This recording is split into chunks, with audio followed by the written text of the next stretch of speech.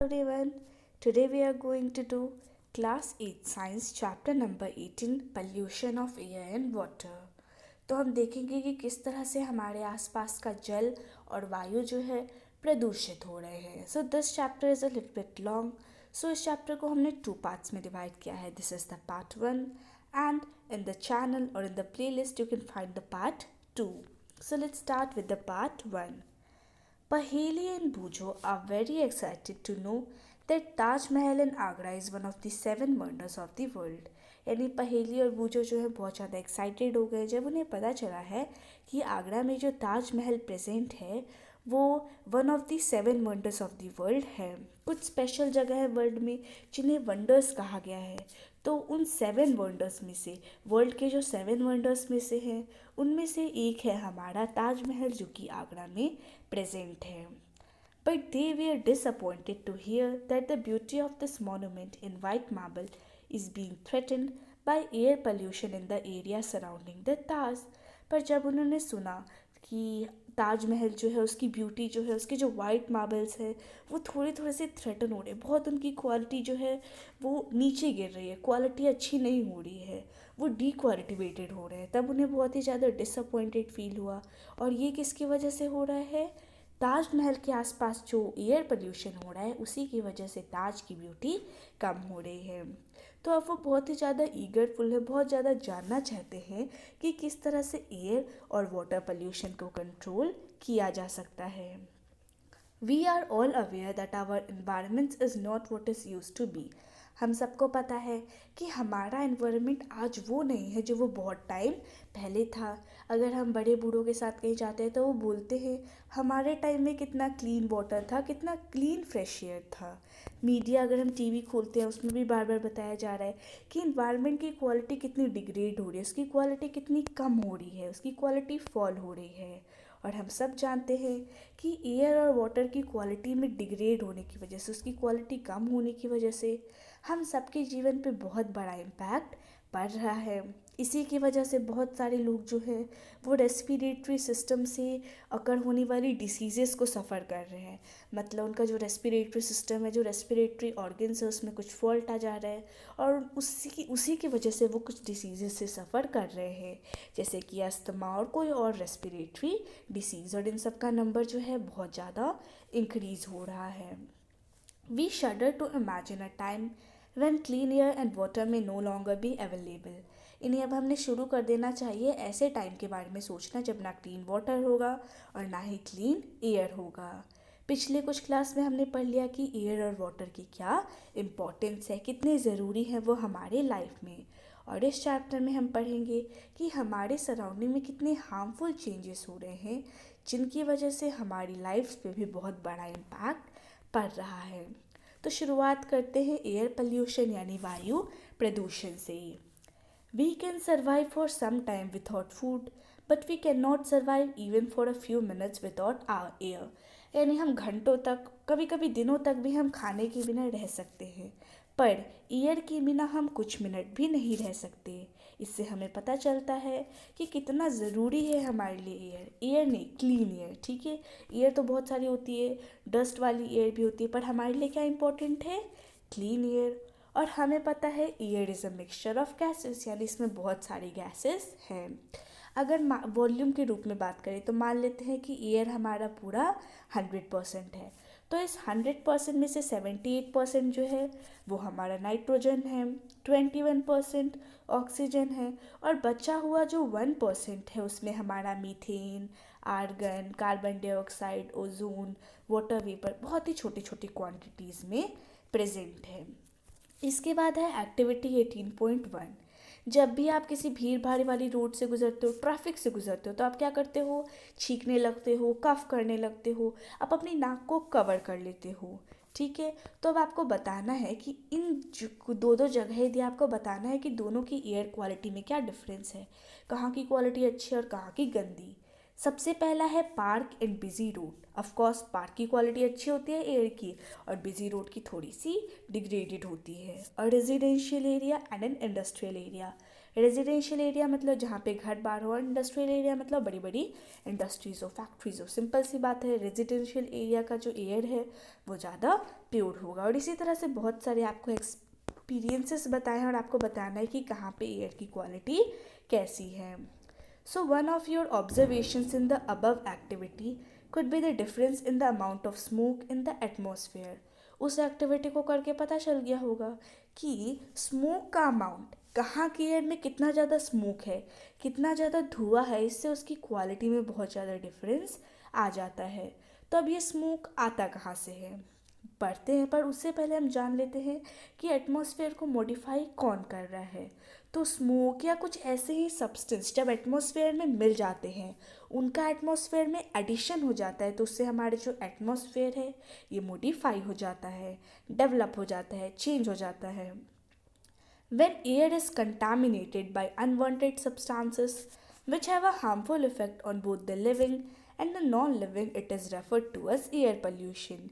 यानी मान लो हम कहीं रह रहे हैं, वहाँ की हवा कॉन्टामिनेटेड हो रही है, मिक्स हो रही है अनवांटेड सब्सटेंस से या फिर हार्मफुल सब्सटेंस से, तो उससे क्या होगा, जो लिविंग थिंग्स है या जो नॉन लिविंग थिंग्स है, दोनों पे ही हार्मफुल इफेक्ट पड़ेगा। और जब एयर कॉन्टामिनेट हो जाए बाय अनवांटेड सब्सटेंस, उसी कंडीशन को हम रेफर करते हैं एज एयर पोल्यूशन। आगे बढ़ते हैं, how does air gets polluted, यानी कैसे हवा जो है प्रदूषित होता है।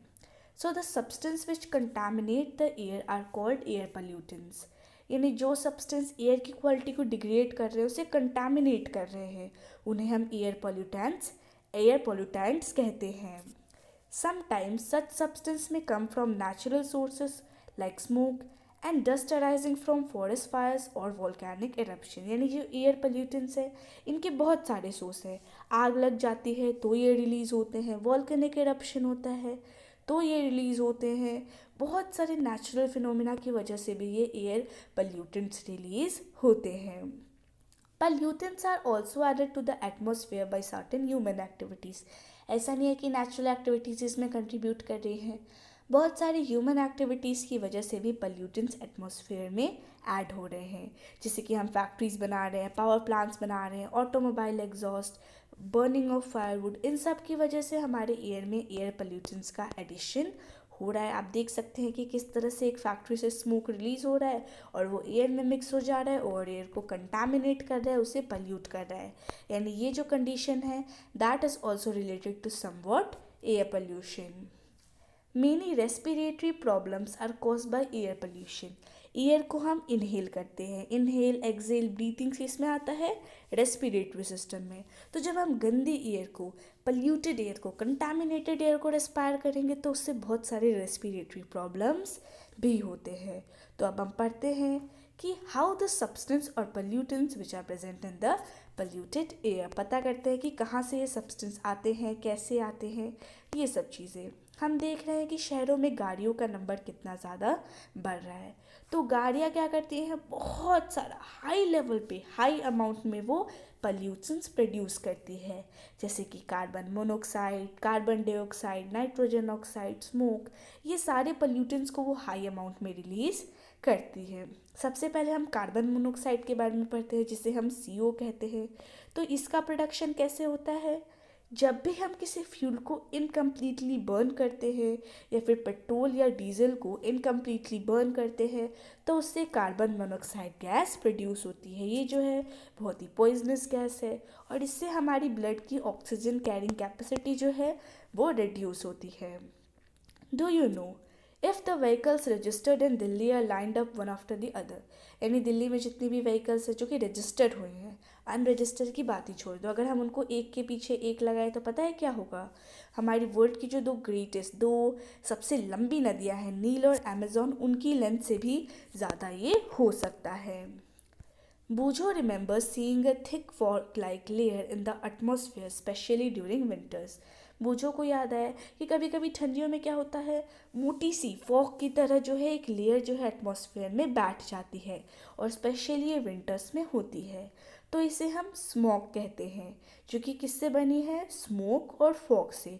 सो mixture of smoke and fog is known as smog. Smoke may contain oxides of nitrogen which combine with other air pollutants and fog to form smog. तो smoke में क्या होता है, उसमें नाइट्रोजन के कुछ ऑक्साइड होते हैं और यही नाइट्रोजन के ऑक्साइड जब एयर से कंबाइन होते हैं तो वो कुछ एयर पोल्यूटेंट्स बनते हैं जैसे कि स्मॉग। और स्मॉग जो है ऐसा नहीं है कि अच्छा है, इससे बहुत सारी ब्रीदिंग डिफ़िकल्टीज़ होती हैं जैसे कि अस्थमा, कॉफ, वीजिंग, ये सब स्मॉग की वजह से ही होती हैं। साथ ही साथ बहुत सारी इंडस्ट्रीज़ जो हैं वो भी एयर पोल्यूशन कॉज करने के लिए रिस्पॉन्सिबल हैं। अब हम पेट्रोलियम रिफाइनरीज को ले लें तो वो क्या है, that are the major source of gases pollutants, यानी जो भी गैसेस पोल्यूटेंट्स होते हैं जैसे कि सल्फर डाइऑक्साइड का प्रोडक्शन, नाइट्रोजन डाइऑक्साइड का प्रोडक्शन, वो किसकी वजह से हो रहा है, पेट्रोलियम रिफाइनरीज की वजह से। सल्फ़र डाइऑक्साइड की बात ले लें तो इसका प्रोडक्शन कब होता है, जब हम फ्यूल को जलाते हैं पावर प्लांट्स पे अपने घरों पे, तो उससे सल्फ़र डाइऑक्साइड प्रोड्यूस होता है। इससे बहुत सारी रेस्पिरेटरी प्रॉब्लम्स हो सकती हैं, हमारा लंग भी डैमेज हो सकता है, so it is very harmful. Other kinds of pollutants are chlorofluorocarbons, which are used in refrigerators, air conditioners and aerosol sprays। तो बताया जा रहा है कि एक और तरह का पोल्यूटेंट होता है, सल्फर डाइऑक्साइड, नाइट्रोजन डाइऑक्साइड, ये तो सुना ही है, पर ये एक डिफरेंट तरह का पोल्यूटेंट है जिसे हम क्लोरोफ्लोरोकार्बन कहते हैं। शॉर्ट फॉर्म में बोले तो CFC। इसका इस्तेमाल रेफ्रिजरेटर में होता है, एयर कंडीशनर में होता है और एरोसोल स्प्रे में होता है। ये क्या करते हैं, हमारे अर्थ की जो एटमॉस्फेयर की ओजोन लेयर है, अब हमारा अर्थ है उसके आसपास क्या है, एक ओजोन लेयर जो कि हमें हार्मफुल यूवी रेज से प्रोटेक्ट करती है और ये हार्मफुल यूवी रेज सन से आती है। तो ये जो हमारी प्रोटेक्टिंग ओजोन लेयर है इसको डैमेज करने का काम करती है CFC। It means they are harmful for us. तो ये जो है हमारी मतलब हमारे प्रोटेक्शन को अवॉइड कर रही है, वो हमें यूवी रेस से बचा रही है और ये उसको हटा रही है, इसका मतलब that is also harmful for it. पर आजकल जब हमें इनके नुकसान पता चल चुके हैं तो इन CFC के बजाय किसी और कम हार्मफुल केमिकल्स का यूज़ किया जा रहा है। In addition to above mention gases, यानी ऊपर मेंशन किए हुए गैसेस के सिवाय ऑटोमोबाइल्स जो कि डीजल और पेट्रोल को बर्न करके काम करते हैं, ये भी कुछ छोटे छोटे पार्टिकल्स प्रोड्यूस करते हैं जो कि एयर में लंबे टाइम तक सस्पेंडेड रहते हैं। इससे क्या होता है, इससे क्लियरनेस, विजिबिलिटी जो है वो रिड्यूस होती है, मतलब धुंधला धुंधला सा सब लगने लगता है। Specially this is common in Delhi. जब हम इसको इनहेल करते हैं तो उससे हमें डिसीज़ हो रही है। Such particles are also produced during industrial process like steel making and mining। अब ऐसे जो particles हैं इनका प्रोडक्शन और भी होता है, जब कोई इंडस्ट्रियल प्रोसेस करो या माइनिंग करो ऐसे टाइम्स में भी इनका प्रोडक्शन होता है।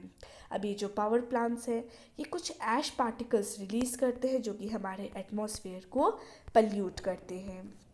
आगे पढ़ते हैं ताजमहल की case study. Over the past 2 decades, decades का मतलब होता है पीरियड ऑफ 10 ईयर, 1 डिकेड मतलब 10 ईयर, तो 2 डिकेड मतलब 20 ईयर्स। तो पिछले 20 सालों में इंडिया का जो मोस्ट फेमस टूरिस्ट अट्रैक्शन यानी ताजमहल जो कि आगरा में लोकेटेड है, ये मैटर ऑफ कंसर्न बन चुका है, यानी सोचने वाला मैटर जो है ये अब बन चुका है। Experts have warned that pollutants in air are discoloring its white marbles। यानी एक्सपर्ट ने कहा है कि एयर में जो पोल्यूटेंट्स हैं इससे क्या हो रहा है, हमारा ताजमहल जो कि वाइट मार्बल से बना है वो डिसकलर हो रहे हैं, इनकी वाइटनेस जो है कम हो रही है। So it is not only living organism. इससे पता चलता है कि सिर्फ जीवित प्राणियों को पोल्यूशन से नुकसान नहीं होता, जो नॉन लिविंग थिंग्स जैसे कि बिल्डिंग, मोनूमेंट्स, ये सब को भी प्रभाव पड़ता है पोल्यूशन से। The industries located in and around Agra, यानी जो इंडस्ट्रीज़ आगरा के अंदर है या उसके आसपास है जैसे कि रबर प्रोसेसिंग, ऑटोमोबाइल, केमिकल्स और स्पेशली जो मथुरा ऑयल रिफाइनरी है, ये सब जो है पल्यूटेंट्स प्रोड्यूस करने के लिए रिस्पॉन्सिबल है। और ये बहुत सारे पल्यूटेंट्स प्रोड्यूस करते हैं जैसे कि सल्फ़र डाइऑक्साइड और नाइट्रोजन डाइऑक्साइड। अब ये जो गैस है वो वाटर वेपर के साथ रिएक्ट करते हैं, एटमॉस्फेयर में ये वाटर वेपर के साथ रिएक्ट करते हैं और सल्फ्रिक एसिड और नाइट्रिक एसिड प्रोड्यूस करते हैं। और यही जो एसिड्स हैं नीचे अर्थ पे ड्रॉप करते हैं रेन के साथ, जिससे रेन जो है एसिडिक बन जाता है और इसी एसिडिक रेन को हम एसिड रेन कहते हैं। और इसी एसिड रेन की वजह से कोरोजन होता है। हमारा मोनूमेंट का जो मार्बल है वो भी कोरोड हुआ इस एसिड रेन की वजह से, और यही जो फिनोमिना है इसे मार्बल कैंसर कहा जाता है। Suspended particulate matter, such as the soot particles emitted by Mathura oil refinery, has contributed towards the yellowing of the marble। यानी ये जो मार्बल कैंसर है, हमारे एयर में जो आसपास के पल्यूटेंट्स है जो कि मथुरा ऑयल रिफाइनरी की वजह से हुए हैं, यही मार्बल के येलो होने के लिए रिस्पॉन्सिबल है। सुप्रीम कोर्ट ने बहुत सारे स्टेप्स लिए हैं ताज को बचाने के लिए। यहाँ पे आप ताजमहल के पिक्चर देख सकते हैं। इट हैज़ ऑर्डर्ड इंडस्ट्रीज, यानी इंडस्ट्री को ऑर्डर दे दिया कि आप ये सब बेकार की ये ऐसी डस्टफुल फ्यूल्स का यूज़ नहीं करेंगे, आप क्लीनर फ्यूल्स का यूज़ करेंगे जैसे कि सीएनजी और एलपीजी, यानी कॉम्प्रेस्ड नेचुरल गैस और लिक्विफाइड पेट्रोलियम गैस। साथ ही साथ ये जो ऑटोमोबाइल्स हैं इन्हें स्विच कर देना चाहिए over to unleaded petrol in the Taj zone, यानी ताज जोन में ज़्यादा ऑटोमोबाइल्स, ताजमहल जिस जोन में है उसके आसपास ज़्यादा ऑटोमोबाइल्स को नहीं आना चाहिए। तब आपने एल्डर से डिस्कस कीजिए और बताइए कि 20-30 साल पहले किस तरह का था Taj Mahal. Now let's study about green house effect. हम जानते हैं कि सन रेज क्या करती है, हमारे अर्थ के सरफेस को वार्म करती हैं। A part of the radiation that falls on the earth is absorb by it. मान लीजिए हम थोड़ा सा डीप में पढ़ते हैं, ये है हमारी एक छोटी सी अर्थ, सन से इस पे रेज आ रही है, तो कुछ रेज को ये रिफ्लेक्ट कर देती है और कुछ को ये अब्जॉर्व कर देती है। और जो रिफ्लेक्टेड पार्ट है वो तो कुछ हिस्सा तो स्पेस में चला जाता है, मून पे भी चला जाता है, पर कुछ जो हिस्सा है रिफ्लेक्टेड रेडिएशन का वो एटमॉस्फेयर में ही ट्रैप हो जाता है, उसी के अंदर फंस जाता है। और इन्हीं ट्रैप्ड रेडिएशंस की वजह से हमारी जो अर्थ है वो हीट अप हो जाती है, वार्म हो जाती है। अगर आपने किसी नर्सरी में ग्रीन हाउस इफेक्ट को देखा होगा तो आपको पता होगा कि सन की हीट को हम अंदर तो आने दे रहे हैं पर हम उसे बाहर नहीं जाने दे रहे हैं, उसे ट्रैप कर ले रहे हैं। और इस ट्रैप हीट की वजह से ही क्या हो रहा है, हमारा जो ग्रीन हाउस है वो हीट हो रहा है। और अर्थ की ट्रैपिंग्स भी काफ़ी ज़्यादा सिमिलर है। एटमॉस्फेयर उसको आने तो दे रही है पर जाने नहीं दे रही, इसी वजह से जो ट्रैप रेडिएशन है वो अर्थ को हीट करके रख रही हैं। इसी वजह से इसे ग्रीन हाउस इफेक्ट कहा जा रहा है।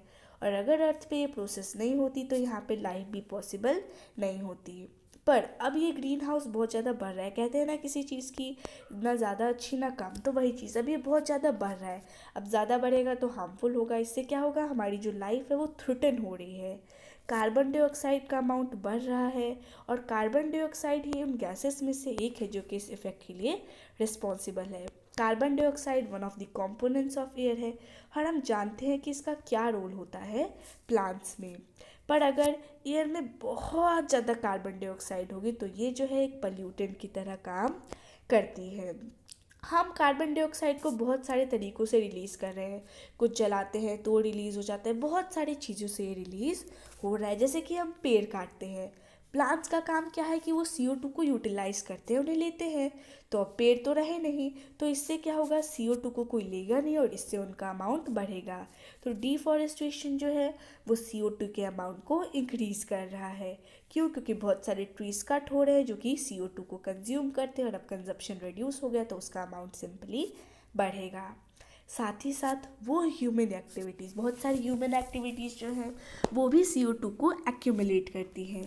CO2 का काम क्या है, हीट को ट्रैप करना और उसके बाद उसे स्पेस में जाने नहीं देना। इसी वजह से अर्थ के एटमॉस्फेयर का जो एवरेज टेम्परेचर है वो धीरे धीरे बढ़ रहा है, और इसी को हम ग्लोबल वार्मिंग कहते हैं। बहुत सारे गैसेस जैसे कि methane, nitrous oxide, water vapour, carbon dioxide, ये सब भी इस इफेक्ट की तरह मतलब कंट्रीब्यूट करती हैं। इसीलिए CO2 की तरह इन्हें भी ग्रीन हाउस गैसेस कहते हैं। मतलब जो गैसेस ग्रीन हाउस इफेक्ट में कंट्रीब्यूट करेंगी उन्हें हम क्या कहेंगे, ग्रीन हाउस गैसेस। तो अभी जो ग्लोबल वार्मिंग है ये मेजर कंसर्न बन चुका है पूरे वर्ल्ड वाइड, मतलब पूरे देश में, पूरे वर्ल्ड में, पूरे विश्व में गवर्नमेंट्स जो है वो इस पर डिस्कस कर रही है। बहुत सारी कंट्रीज़ जो है वो तो इस एग्रीमेंट पे पहुंची है कि ये जो हमारी ग्रीन हाउस गैसेस है इनके एमिशन को हमें रिड्यूस करना है। वैसा ही एक प्रोटोकॉल है क्योटो प्रोटोकॉल, उसी तरह का एक एग्रीमेंट है ये। Bujo is surprised to hear that an increase in the Earth's temperature by even as little as 0.5 degree Celsius can have such a serious effect. यानी बूझो जो है बहुत ज़्यादा सरप्राइज हो गया है ये सुनकर कि अर्थ के टेम्परेचर में थोड़ा सा भी डिफरेंस आता है, 0.5 डिग्री सेल्सियस का भी डिफरेंस आ रहा है तो उसका बहुत ही ज़्यादा सीरियस इफेक्ट होगा। पहेली ने हाल ही में न्यूज़पेपर में पढ़ा है कि ये जो ग्लोबल वार्मिंग है, जो ग्रीन हाउस इफेक्ट है, इसकी वजह से हिमालय का जो गंगोत्री ग्लेशियर है वो मेल्ट होना शुरू हो गया है। किसकी वजह से? ग्लोबल वार्मिंग की वजह से। अभी ग्लोबल वार्मिंग क्या है? ग्लोबल वार्मिंग भी ग्रीन हाउस इफेक्ट से रिलेटेड है। ठीक है, इससे क्या होता है, सी लेवल्स जो है वो राइज होने लगते हैं। क्यों? क्योंकि इससे टेम्परेचर बढ़ेगा, टेम्परेचर बढ़ेगा तो जो हमारे ग्लेशियर्स हैं वो वाटर में मेल्ट करेंगे, सी में मिलेंगे और उनका लेवल बढ़ेगा। ग्लोबल वार्मिंग जो है उससे वर्ल्ड वाइड रेंजिंग इफेक्ट्स होते हैं। मतलब रेनफॉल पैटर्न पे भी इफेक्ट है, एग्रीकल्चर पे भी इफेक्ट है, बहुत सारे जगहों पे इसका इफेक्ट है। Majority of people living in regions which are threaten by global warming, यानी वो लोग जो कि ऐसे जगहों में रहते हैं जहाँ पे ग्लोबल वार्मिंग है वो एशिया में प्रेजेंट है। आमतौर का अभी का ही एक रीसेंट जो है एक क्लाइमेट चेंज रिपोर्ट है जो कि हमें बताता है कि ये ग्रीन हाउस गैसेस को अभी जितना प्रेजेंट लेवल है इसको रखना काफ़ी ज़्यादा मुश्किल है। ये सिर्फ और सिर्फ लिमिटेड टाइम के लिए है। इसके बाद अर्थ का जो टेम्परेचर है वो 2 डिग्री सेल्सियस से बढ़ सकता है इस सेंचुरी के एंड में, यानी जो हमारी 21st सेंचुरी है इसके एंड तक 2 डिग्री सेल्सियस तक बढ़ सकते हैं। और अभी हमने पढ़ा कि 0.5 डिग्री सेल्सियस से भी बहुत ज़्यादा इफेक्ट पड़ सकता है। तो 2 डिग्री सेल्सियस तो उससे 4 गुना है तो इससे और ज़्यादा इफेक्ट पड़ेगा। अब इसको रोकने के लिए हम क्या कर सकते हैं ये हम पार्ट 2 में पढ़ेंगे। So this was for today. Wish you like the video. Thanks for watching the video. Thank you. Hello everyone. Today we are going to do Class 8 Science Chapter number 18 Pollution of Air and Water Part 2। Part 1 में हमने पढ़ लिया था air pollution क्या होता है, हमने ताजमहल से रिलेटेड मार्बल कैंसर के बारे में पढ़ा था, हमने ग्लोबल वार्मिंग के बारे में पढ़ा था और हमने ग्रीन हाउस इफेक्ट के बारे में पढ़ा था। यानी हमने अर्थ पे होने वाली सारी प्रॉब्लम्स को डिस्कस कर लिया था। अब इन प्रॉब्लम्स को कैसे फेस किया जाए, कैसे उन्हें ओवरकम किया जाए ये हम देखेंगे। So we will see what can be done, यानी क्या किया जा सकता है। So what can we do to reduce air pollution, यानी एयर पोल्यूशन कम करने के लिए हम क्या कर सकते हैं। So there are many success stories in our fight against air pollution. Air pollution के खिलाफ हमने बहुत सारी वॉर लगी है, बहुत सारी वॉर में हम जीते हैं, हमने उसे हराया है। For example, a few years ago, Delhi was one of the most polluted cities in the world।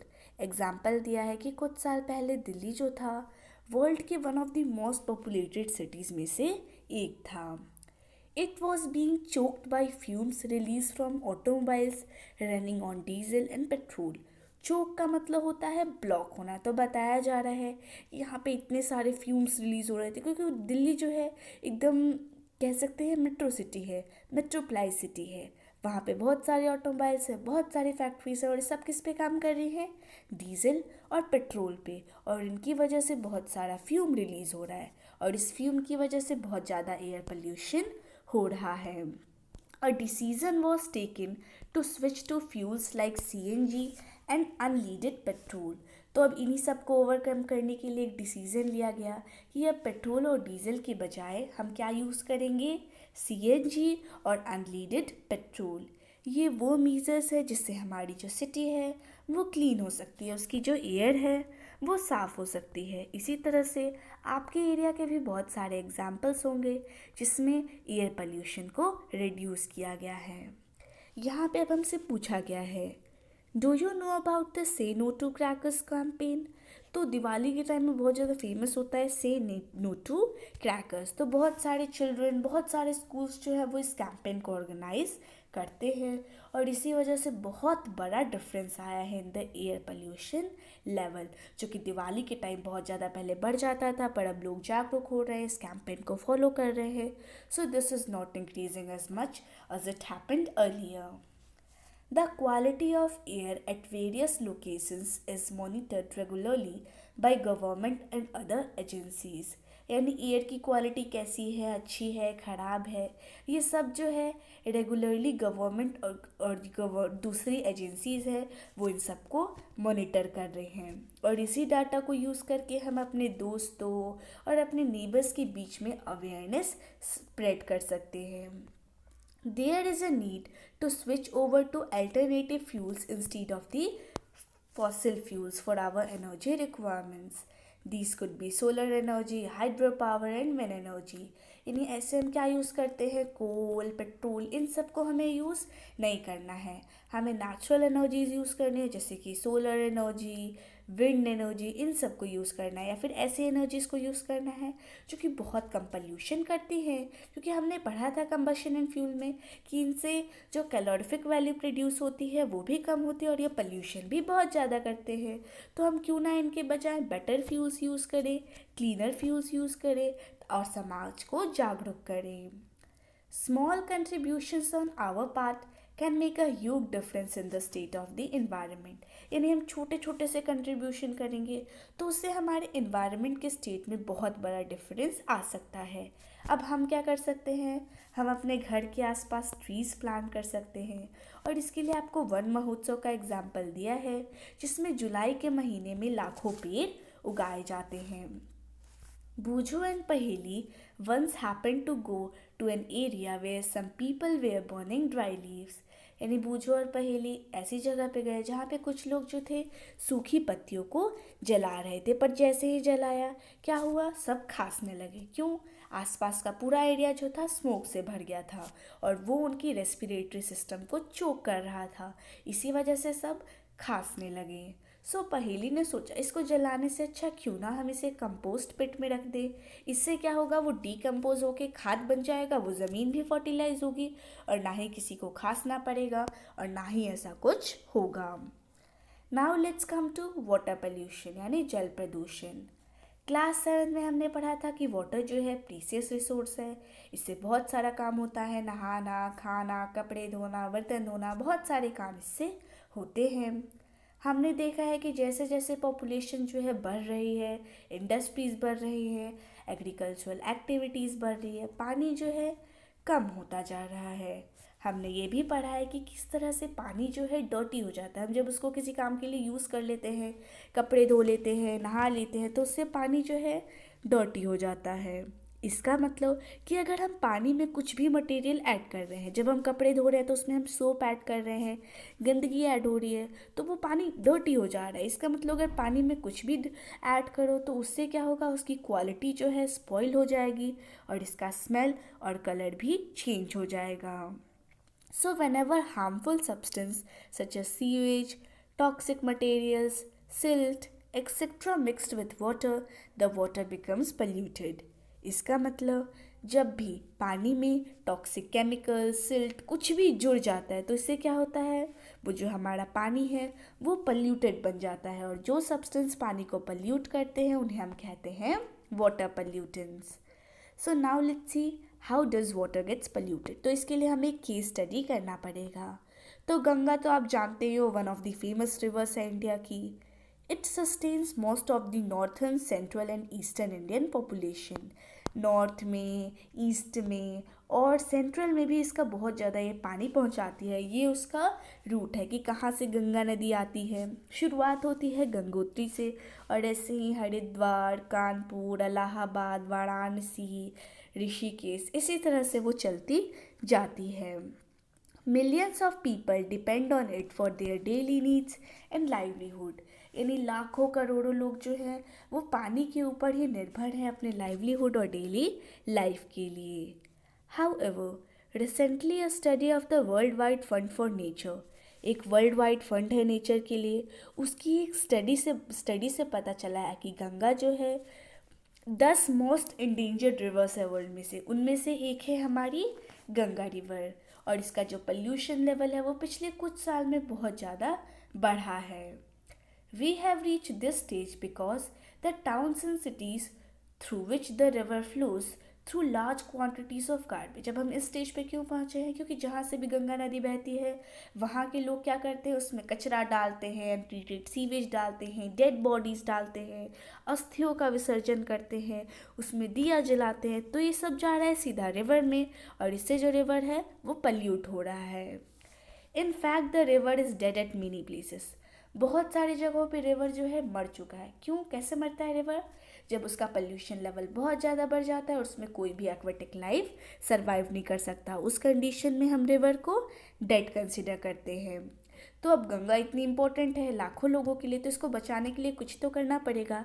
इसीलिए एक एम्बिशियस प्लान जो है बना, जिसे हम गंगा एक्शन प्लान कहते हैं, और ये 1985 में लॉन्च हुआ। इसका एम था कि रिवर का ये जो पोल्यूशन लेवल है इसको कम करना है। However, the increasing population and industrialization have already damaged this mighty river beyond repair. पर पॉपुलेशन इतना बढ़ गया, इंडस्ट्रियलाइजेशन इतना हो गया है कि इसकी लेवल इतनी हद तक ख़राब हो गई, इस हद तक ख़राब हो गई कि अब हम इसको रिपेयर भी नहीं कर सकते हैं।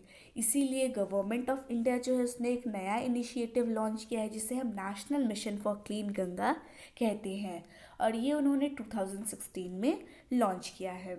तो चलिए इस सिचुएशन को अंडरस्टैंड करने के लिए एक और एग्जाम्पल लेते हैं। द गंगा एट कानपुर इन उत्तर प्रदेश। गंगा जब कानपुर में होती है तो बहुत ज़्यादा पोल्यूटेड होती है, बहुत ज़्यादा, इतना कि आप सोच भी नहीं सकते। कानपुर जो है one of the most populated town है यूपी का। यूपी में तो पहले इतनी पॉपुलेशन, हाईएस्ट पॉपुलेशन है, और उसमें भी one of the most populated district है कानपुर। तो आप यहाँ से जब गुजरोगे नदी के पास से तो आप देखोगे कि लोग जो है कपड़े धो रहे हैं, नहा रहे हैं, डेफिकेट कर रहे हैं, साथ ही साथ गार्बेज फेंक रहे हैं, फ्लावर्स फेंक रहे हैं, गॉड और गॉडेस के आइडल्स फेंक रहे हैं, पॉलीथिन बैग्स फेंक रहे हैं। सब कहाँ फेंक रहे हैं, रिवर में फेंक रहे हैं। इसी वजह से वाटर का जो अमाउंट है वो काफ़ी स्मॉल है, और जब उसमें इतना ज़्यादा कचरा भर चुका है तो वो भारी हो चुका है, डेंसिटी बढ़ गई है, और इसी वजह से रिवर का जो फ्लो है वो भी काफ़ी स्लो है। और उससे बड़ी बात यह है कि कानपुर में 5,000 से ज़्यादा इंडस्ट्रीज़ हैं, फर्टिलाइज़र की, डिटर्जेंट की, लेदर की, पेंट की। अब इन सब का भी जो इंडस्ट्रियल वेस्ट है वो कहाँ जाता है, रिवर में। तो इस तरह से रिवर जो है बहुत सारा पोल्यूट हो रहा है। उसके बाद आपको बताना है कौन से फैक्टर्स से होता है, और इसी तरह के क्वेश्चंस आपको दिए हैं। Many industries discharge harmful chemicals into reverse and streams. यानी बहुत सारी इंडस्ट्री क्या करती हैं, जो भी हार्मफुल केमिकल है उसको रिवर और स्ट्रीम्स में डिस्चार्ज कर देती है, जिससे पानी जो है पल्यूट हो रहा है। जैसे कि oil refinery, paper factory, textiles, sugar mill, chemical factories, ये सब जो है यही करती है। और इन इंडस्ट्री से क्या होता है, इनसे वाटर का केमिकल कंटामिनेशन होता है, पानी जो है प्रदूषित हो रहा है। अब ये जो केमिकल रिलीज हो कर रहे हैं इसमें क्या है, एर्सेनिक है, लीड है, फ्लोराइड है, और ये सब जो है बहुत ज़्यादा टॉक्सिक होते हैं, जहरीले होते हैं, प्लांट्स और एनिमल्स के लिए बहुत ज़्यादा खतरनाक है। इसीलिए कुछ रूल्स और रेगुलेशंस होते हैं इन्हें प्रिवेंट करने के लिए। इसीलिए इंडस्ट्रीज़ को कहा जाता है कि जब आप वेस्ट रिवर में डालें उससे पहले आप उसे क्या करें, उसे आप ट्रीट करें, उसे अच्छे से ट्रीट करें ताकि उसका जो भी है साफ़ हो जाए। पर ये सब तो है, वो रूल्स तो फॉलो करेंगे नहीं, हमारे बनाने से थोड़ा ना होता है, उनको फॉलो भी तो करना है, पर वो नहीं करते हैं। और इसी वजह से सॉइल जो है वो भी अफेक्ट हो रहा है इम्प्योर वाटर से, जिससे सॉइल जो है उसमें एसिड की अमाउंट बढ़ रही है, सॉइल जो है वो एसिडिक हो रहा है, वर्म्स की ग्रोथ भी बढ़ रही है। चैप्टर 1 में हमने पढ़ा था कि पेस्टिसाइड्स और वीडिसाइड बहुत ज़्यादा इम्पॉर्टेंट है क्रॉप की प्रोटेक्शन के लिए। However all these chemicals dissolve in water, यानी सारे जो केमिकल्स हैं वो वाटर में डिजॉल्व होते हैं, और जो भी वाटर बॉडीज़ है उसमें वॉश्ड हो जाते हैं फ्रॉम द फील्ड्स। फिर वो ग्राउंड में सीप करते हुए नीचे जाते हैं, और फिर क्या करते हैं, ग्राउंड वाटर को भी पल्यूट कर रहे हैं। आपने देखा होगा कि पॉन्ड्स जो है वो भी ग्रीन दिखते हैं, क्यों, क्योंकि उन पे एल्गी की ग्रोथ हो रही है। अब एल्गी की ग्रोथ भी क्यों होती है, ये भी इसीलिए होती है क्योंकि उसमें एक्सेसिव क्वांटिटी ऑफ केमिकल्स होता है, और ये जो है एल्गी के लिए न्यूट्रिएंट की तरह काम करते हैं, उसे फ्लरिश करने देते हैं, और इसी वजह से उनका अमाउंट बढ़ जाता है। Once these algae die they serve us food for decomposer, यानी अगर एल्गी मर गया तो वो डिकम्पोजर्स के लिए खाना है। और ऐसे में क्या होगा, बहुत सारा ऑक्सीजन जो है जो कि वाटर का, वो यूज्ड अप हो जाता है, जिससे पानी में ऑक्सीजन लेवल की कमी आ जाती है और बहुत सारे एक्वेटिक ऑर्गेनिजम्स की डेथ हो जाती है। Sometimes untreated sewage is throne directly into reverse. कभी कभी क्या करते हैं, ट्रीट नहीं किया और सीधा फेंक दिया नदी में। अब उसमें क्या है, बहुत सारा फूड वेस्ट है, बहुत सारे डिटर्जेंट है, बहुत सारे माइक्रो ऑर्गेनिजम्स है। तो इसी वजह से ग्राउंड वाटर जो है वो भी उससे पल्यूट हो जाता है और इससे बहुत सारी डिसीज़ होती है, जैसे कि कॉलेरा, टाइफॉइड और jaundice. The bacteria present in the faeces of mammals, mammals की जो फीसेस होते हैं उनमें जो बैक्टीरिया प्रेजेंट होते हैं वो भी क्वालिटी ऑफ वाटर पे डिपेंडेंट होते हैं। अगर वाटर में ये बैक्टीरिया है, इसका मतलब वाटर जो है वो किसी फीकल मैटर से कंटामिनेट हुआ है। अगर वैसा पानी हमने यूज़ किया तो उससे हमें भी वो इन्फेक्शन हो सकते हैं। So do you no, hot water can also be a pollutant. हम बोलते हैं पानी गर्म करो उससे सारे कीड़े मर जाएंगे, पर वो भी एक पल्यूटेंट हो सकते हैं, यानी वो भी पानी को गंदा कर सकता है। आमतौर पे ये क्या होता है, पावर प्लांट और इंडस्ट्रीज़ के पानी में इसको सीधा क्या कर देते हैं, रिवर्स में रिलीज़ कर देते हैं, जिससे वाटर बॉडी का टेम्परेचर अचानक से बढ़ जाएगा। अचानक से बढ़ेगा तो उसके अंदर जो भी एक्वेटिक एनिमल्स और प्लांट्स हैं उन सब की लाइफ इफ़ेक्ट होगी। आगे देखते हैं, what is potable water and how is water purify. Potable water means drinking water. कैसा होता है ड्रिंकिंग वाटर और कैसे हम पानी को साफ कर सकते हैं।